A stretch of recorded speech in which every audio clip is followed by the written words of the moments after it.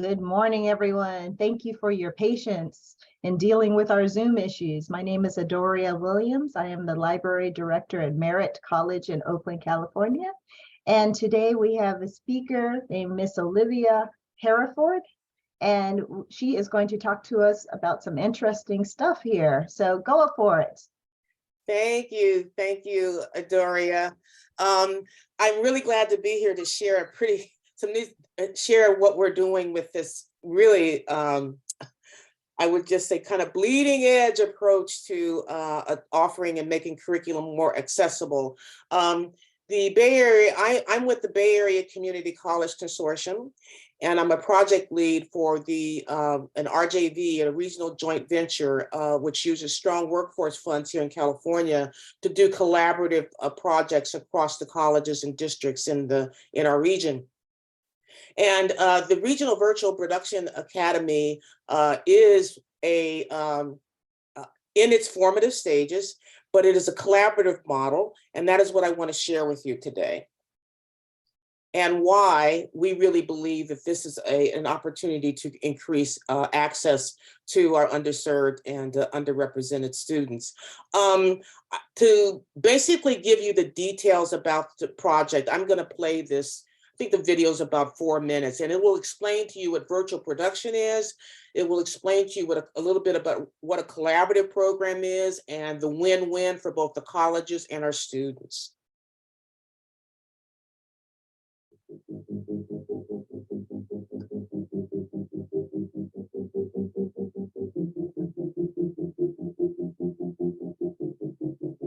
My name is Olivia Herriford, and I'm a project lead for the Bay Area Community College Consortium. We are designing and going to implement a regional virtual production academy. And the intent is to prepare Bay Area community college students for jobs in the virtual production industry. Virtual production is transforming the film industry. It allows people to do things that would happen in post-production during the pre-production phase. It's where the physical and digital worlds sort of meet. Historically, digital media programs in the Bay Area have worked in silos, sometimes even competing for students. So this allows us to get together, discuss what we need to do as a region, deeply engage with our industry partners and grow our partnerships, and then deliver a really high standard of education for this specific emerging industry.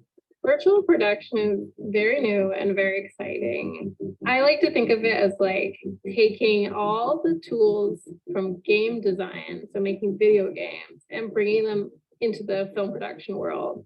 So it can be things like motion tracking of a person and then turning that into a character. It can be things like building a world in a game design engine. So let's say you want to be on like a space station, you can build that in a game engine and then put live actors there.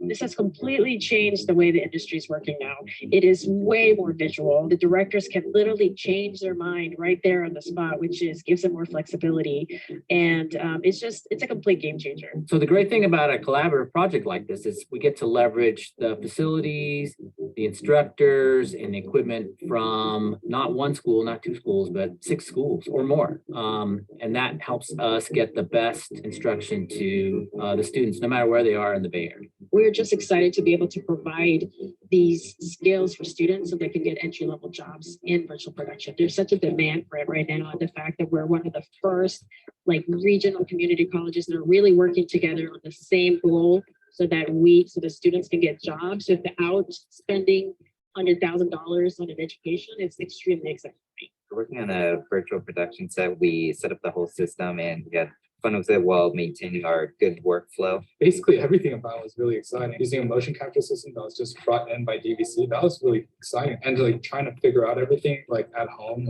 all the rendering and everything for all the virtual effects shots. That was also really fun as well, figuring that out. The possibilities of virtual production, as a career and as a bachelor, that would be awesome. It opened up a whole new possibilities for people who are interested in it, because they can go directly into that and they can graduate that degree and then go into more of that career path. We are all working together to bring the virtual production program to life at SRJC. My game development students will have greater opportunities to utilize their skills with game engines, 3D animation, and photogrammetry in the field of virtual production. I think one of the best things about developing a collaborative program like this is that it helps students connect with the students, faculty are connecting with other faculty, and we're creating those very valuable networks that people need in order to succeed in this industry. We are doing this in phases. Once we create the certificates and the AS degree, they're going to apply to offer a bachelor's.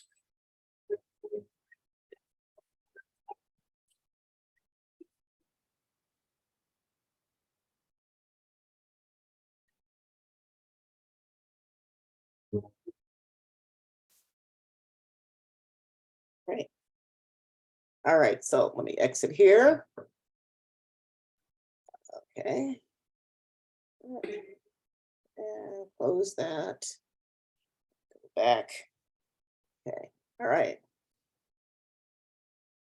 So I want to talk about some of the opportunities I think this provides for both the colleges, the students, for our programs and for the industry.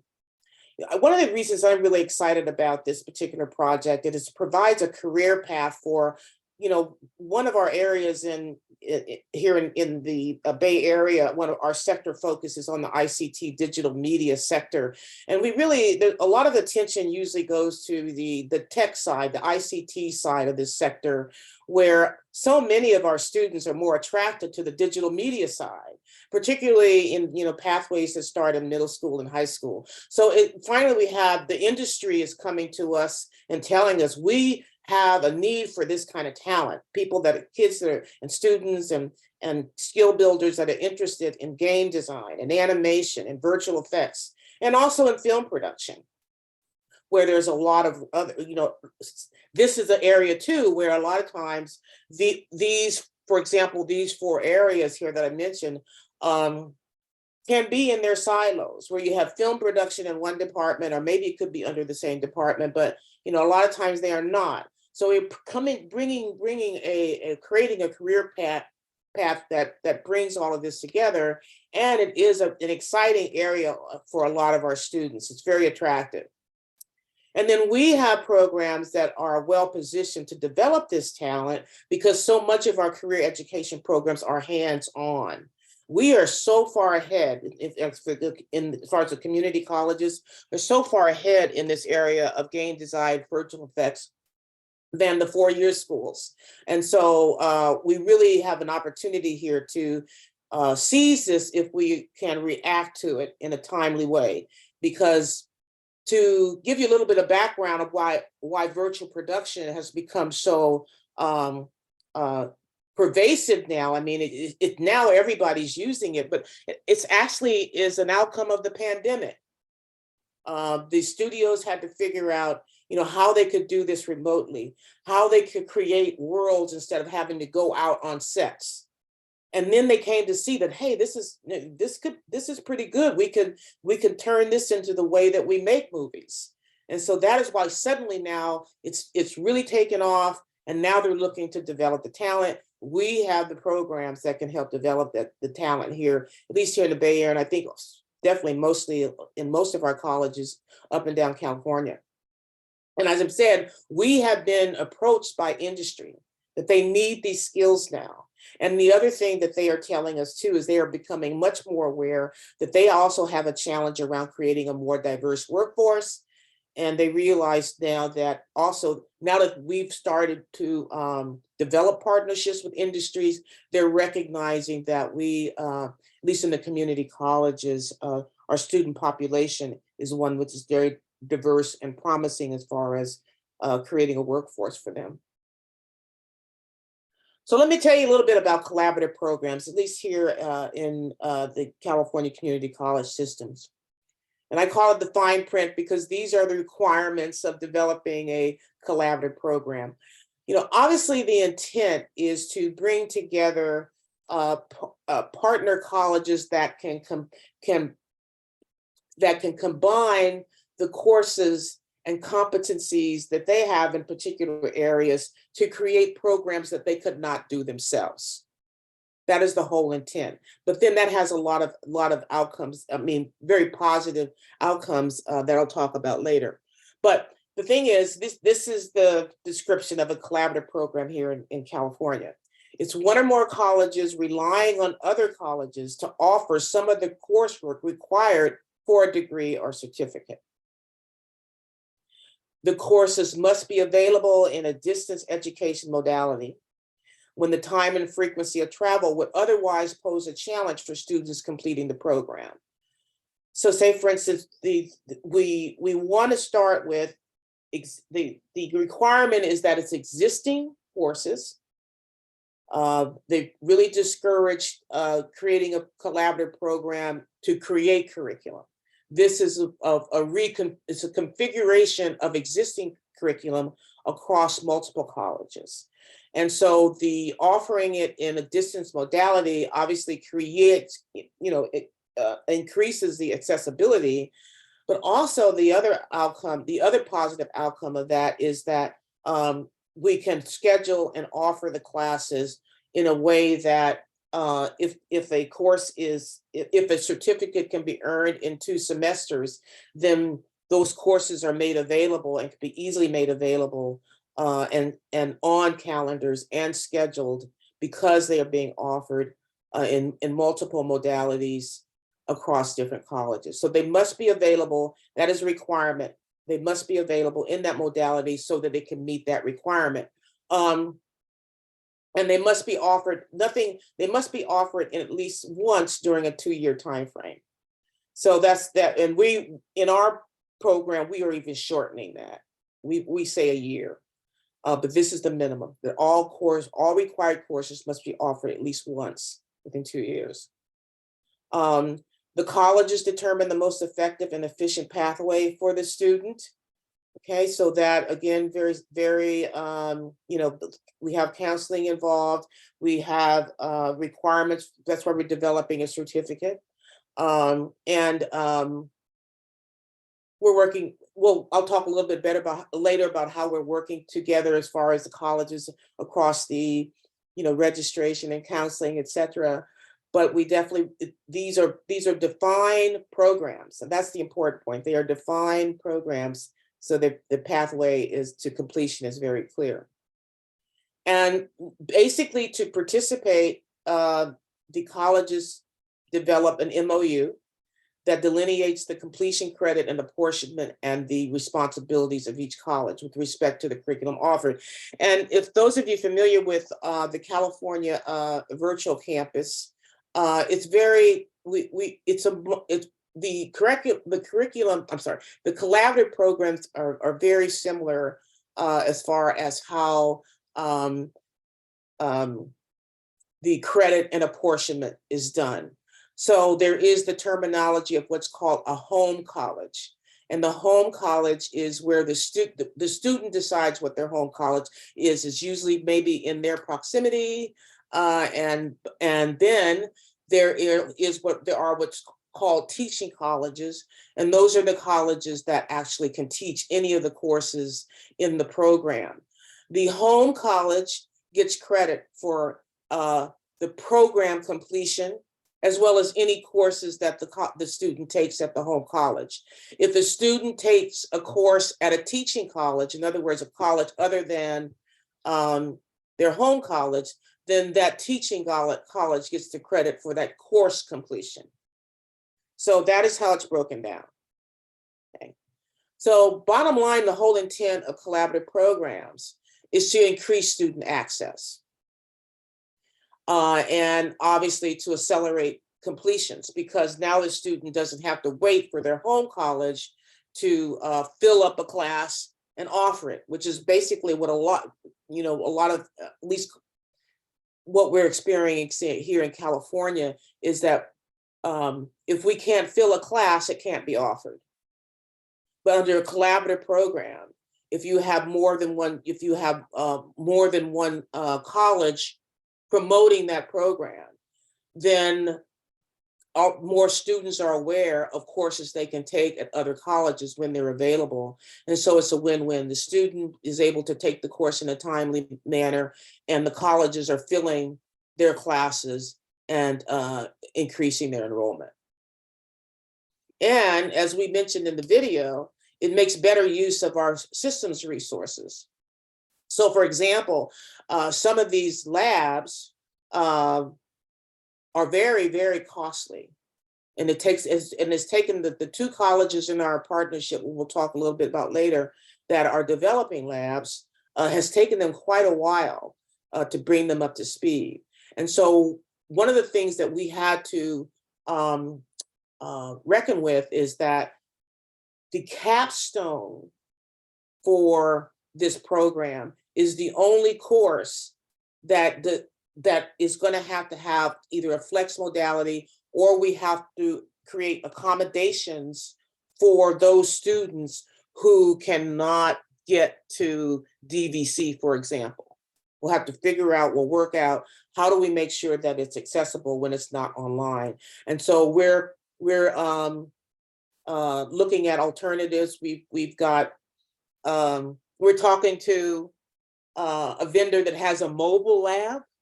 In other words, they can bring a green screen lab to a college. So say, for instance, we only have Laney or DVC that has one of these labs, and we have a student that's been taking classes at Ohlone, which is one of our partners, and now they have to figure out, okay, Ohlone has to figure out, how do I offer the capstone? So we're looking at ways of bringing a portable lab to the Ohlone facilities. So we're looking at those. Again, these are considerations you have to take into place, but it still allows us to combine our resources and use them, collaboratively. So what we've done so far, as I mentioned in the video, there are 6 colleges. And I should also share that the reason why this is such a major undertaking is that thus far, the collaborative programs have been available if you want to do them here in California for, oh gosh, at least 6 years. To date, of the collaborative programs that have been implemented, the maximum number of colleges that have done it is 2. So with 6 colleges, it's a major undertaking. But I got to say that I have the privilege of working with an incredible group of faculty and administrators and supportive folk that really want to make this happen because it's such an exciting area. So we got started about 10 months ago.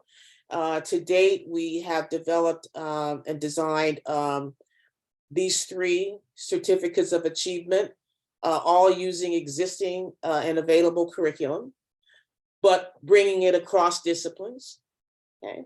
And then the big work, the big chunk of the heavy lift, at least for our faculty, is articulation of the courses in common. So if each of the courses is taking, if 3 of the colleges teach a course called 3D animation, then we have to articulate those courses to ensure that the student outcomes obviously are the same. So we've done that for all of the courses in these 3 certificates. And our intention is to make it available as model curriculum for other colleges and programs that want to integrate it into their own programs.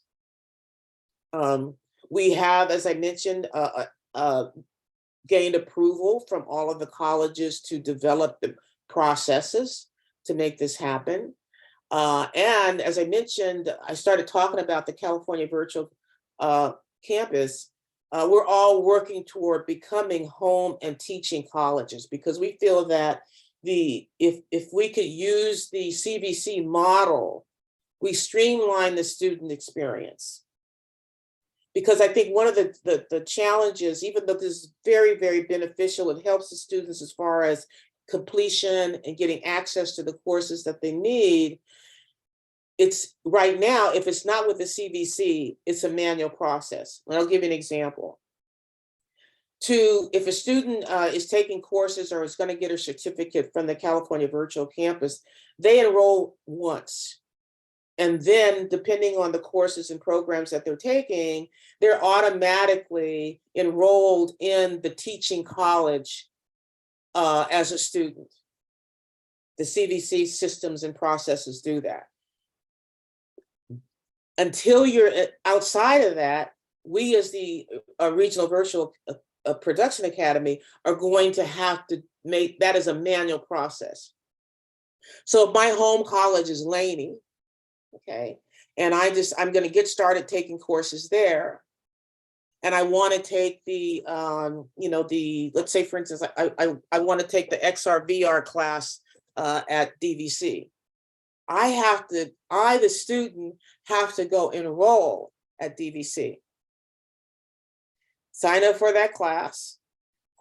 And then I take all the classes, maybe if I've taken classes at 3 colleges. At each different college, I'd have to enroll. And then when I finish the requirements for the fundamentals, I'll have to then petition to my home college to receive the certificate. And in the meantime, there's all the issues around financial aid and keeping track of that, and who's the basically the designee for that. I mean, there are some manual processes here that we're putting in place, and one of the reasons, and again, learning and what that means to the student experience, we're saying, oh no, this basically has got to, we've really got to move this toward being a system that's facilitated by the processes that are used by the CVC. So that is a big learning for us, and it's going well. I mean, we actually have a lot of great support from the people that need to be at the table, because they see the value in this. It is something that is bringing together all of the intentions and strategies, from the Chancellor's office. And so we're getting good support. But I really, really am excited about the collaboration and work that we're doing with the CVC Online Education Initiative.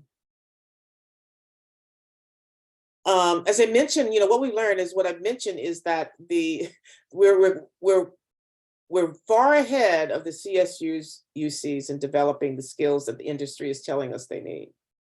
And I've already talked to you about how the CVC Exchange is the more student-centered approach to this. And one of the things that I'm finding is that we were approached by industry about a year ago, and being able to, what they were telling us that they needed, we knew right away that we were talking about, bringing together curriculum and programs that cross multiple disciplines, and sometimes often, within a department, and basically the silos that one of our speakers talked about. And so I think collaborative programs bring us out of the silos, out of our different disciplines, to bring together to come together to develop the skills of the jobs that industry is coming to us and telling us that they need. And this isn't happening just in the arts and media and entertainment area. This is happening across the board, where it's, and I'm thinking technology. Again, that's my view. But there's so many different disciplines coming together these days, and we need to figure out how we come together to create curriculum that crosses these disciplines, so that we can prepare our students for the jobs that are out there. So what does all this have to do with equity? Well, one of the things that I remember when I was working with the California Pathways Trust program around developing pathways from K-12 to the community colleges is that when I was working in that project, I saw just how excited, middle school and high school students of color and girls were about the creative aspects of game design, animation. It was that's the cool stuff. That was really the cool stuff. And I could see the difference when we would go in and talk about computer science versus game design. Now, granted, those are great, but it was the game design that was attracting, more students of color and girls, and particularly in underserved schools where sometimes that was the only class that they liked going to. And so it was really exciting to me to work to see that excitement for this particular area, because I think now in creating a pathway, not only from high school to the community colleges, but into careers, it's just so exciting. I think that it will actually attract more students, not only into the academies and the high schools, but also into our programs in the community colleges. And at least for the California Department of Education, there are a lot of great programs already in place that they have around equity, using arts, media, and entertainment as a way of increasing equity in that industry. There's a lot going on. The other great thing about this like game design and animation and introduction to film and digital media, there's already, at least here in the Bay region, a lot of really good established dual enrollment programs in place. Okay. And now that we are looking at it when we're designing our those 3 certificates that I mentioned in the other slide, each one of them, the entry level course into the entry level course in each of the certificates has a dual enrollment element. There are courses they're already dual enrollment courses, so that's exciting too. Access and completion, I mentioned that before. I mean, taking courses where they're available, taking courses when and where available. And one of the things that we're really trying to do, why we broke it down into 3 certificates, is that they're all 2-semester certificates. Okay. So that's another thing too, completion, get the skills you need and get them done quickly. The other thing, benefit too of our strategy to become home and teaching colleges is that basically you're a poker campus. If you qualify for that, that means that your courses, have gone through that process of the curriculum design process for inclusion and accessibility.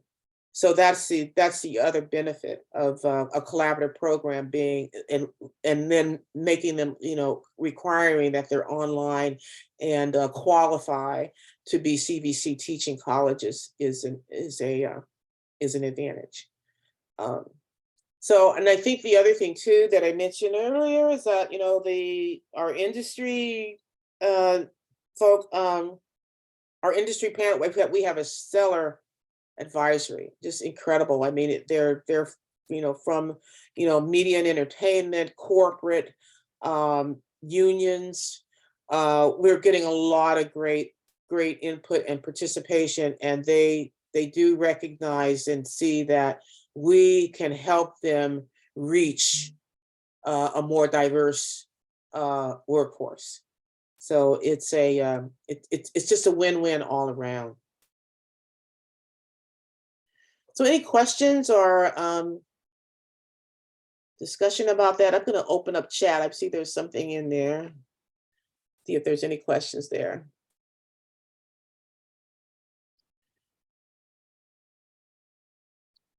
So Ormar, your comment, these programs have previously been limited to universities.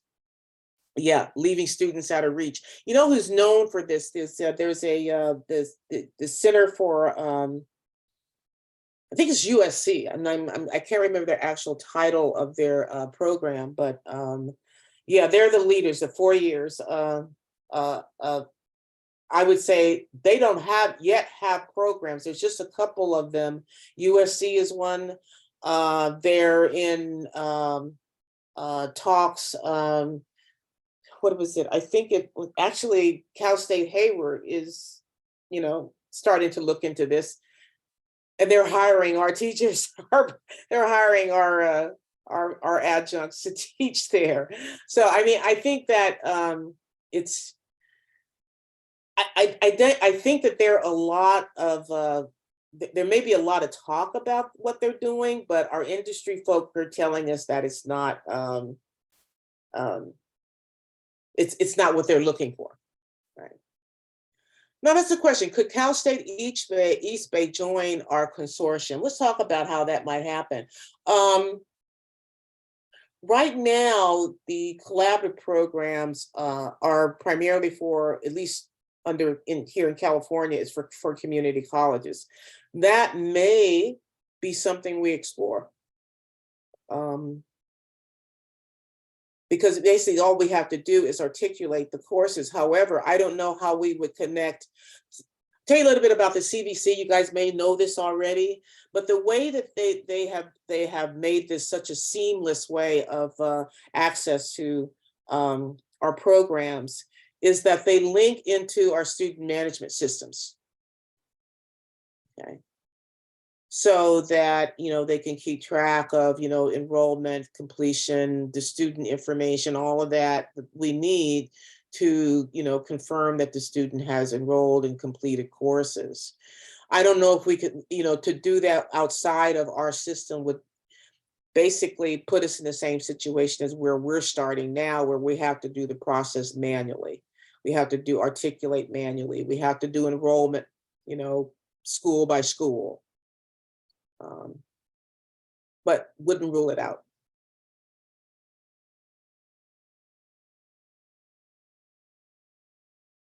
Any other questions?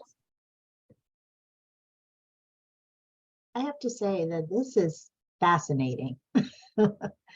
I don't think I ever thought about multimedia in this way, I know that arts and media can increase equity, but I just didn't put much thought into it. I went through college and grad school, two different grad schools and law school and the whole thing. And now I'm thinking, wow, maybe I need to go back to school and get this certificate. It is so interesting. And it is the wave of the future. Yeah. So are there any other questions? Do you all have regular showcases of the student work, like something that we can promote through this conference or other channels so that we can support your efforts? Yes, well, I thought I had it here. There we go. We have a webpage here, and there are a couple of examples of student work on that webpage. At least we shared some at the we have our spring CCC Association of Occupational Educators, Association of Occupational Educators. We had a conference last week in Sacramento, and we had a video that showed some of our student work. In fact, Doria, do we have time? I can show you a little bit. We do have time. We do not have a presentation in this room right after. Other presentations will start on the hour, so we do have time. There's a little break right now. Okay, let me just see if I can go back. Let me see, exit. Okay. All right.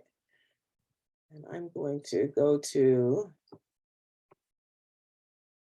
my G drive. Just give me a second here. And go to my CCC AOE presentation.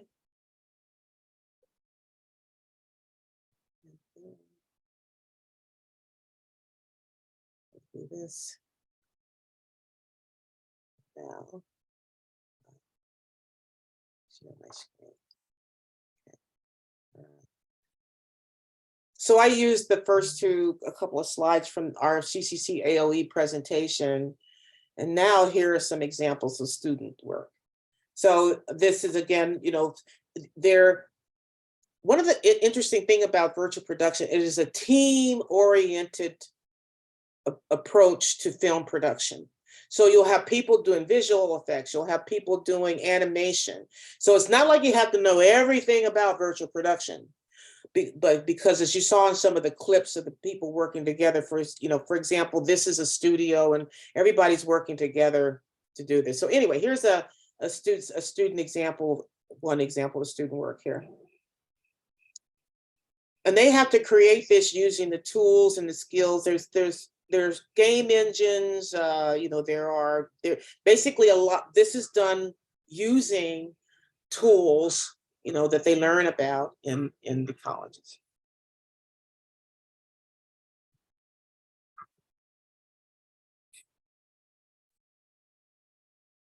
This is visual effects. This is all done with probably Unreal.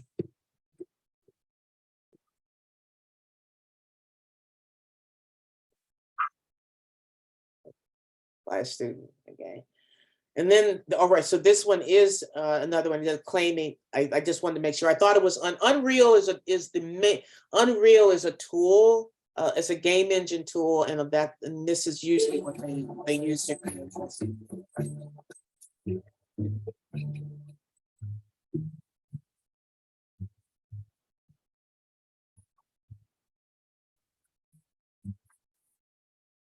Like cool stuff.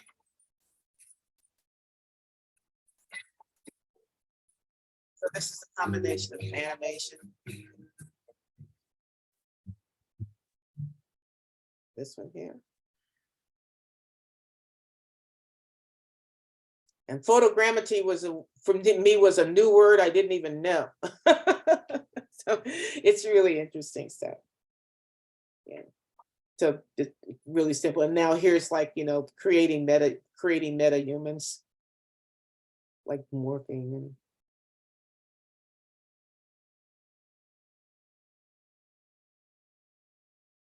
we'll change it, see if she changed it. There we go. So these are not real, these were all created using graphics. Interesting stuff.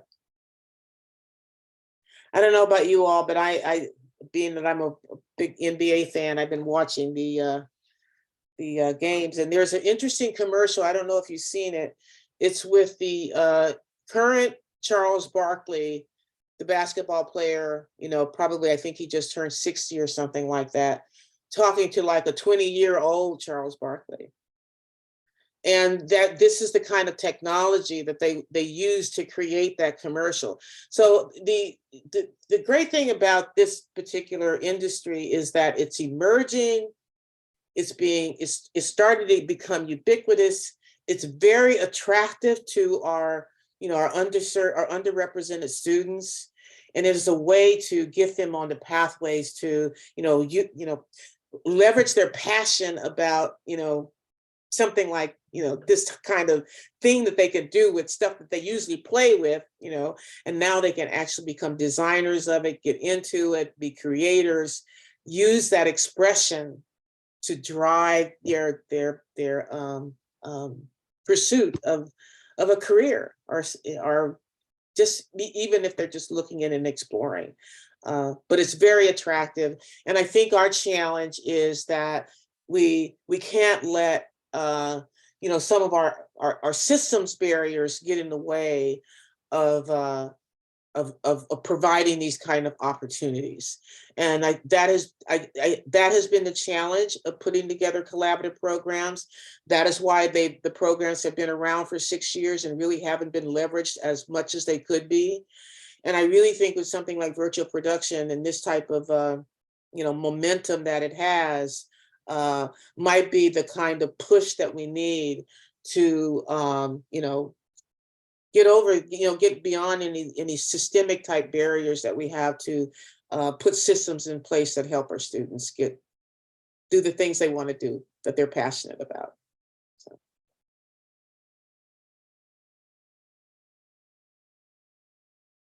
Any other questions? Is that MetaHuman a software program And if so, can the average person go out and buy this and learn how to use it, or is it more complicated than that and expensive? It is software, and there was a little clip in the video, in that video that I showed you at the beginning, is on the website, where there's a little bit of clip where what they showed, a student was in front of a camera and they were moving their face around, making faces and moving their head. That's a software tool that captures the images, and then you can then use that tool to edit and move things around or put things together. So think of it this way. I'm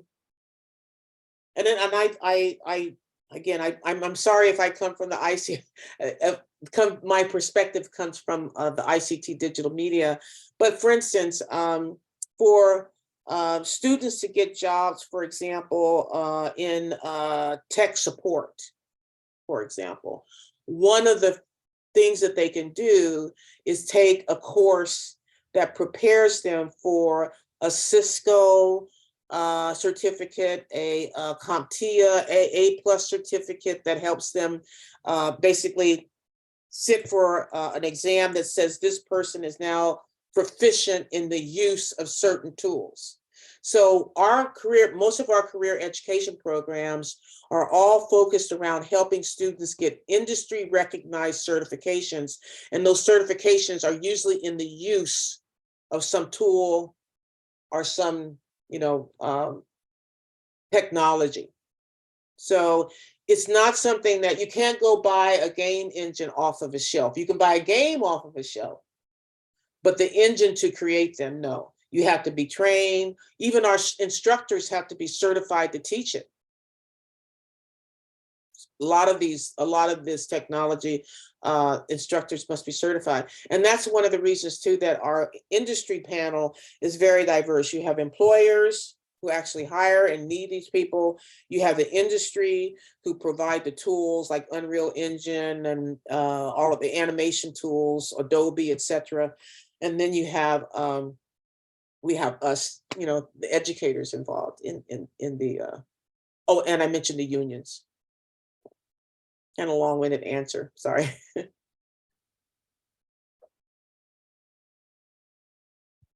was a good detailed answer. Thank you. Any other questions? Are you sure? Okay, well, then we can wrap it up. And I would just like to thank you so much for coming and speaking with us today. I am intrigued, and I'm bummed that this was not around when I started looking for a major as a college freshman. Same It did here. not exist. And nobody was talking to me about technology at all. So, I just didn't even know that field would be available to me. But if I could go back in time and be a student now, this would really pique my interest, and I would want to move in that direction. And, and I think that's a really good point to end it on. I really think that a lot of times the students that are interested in this don't think of it as technology. Right.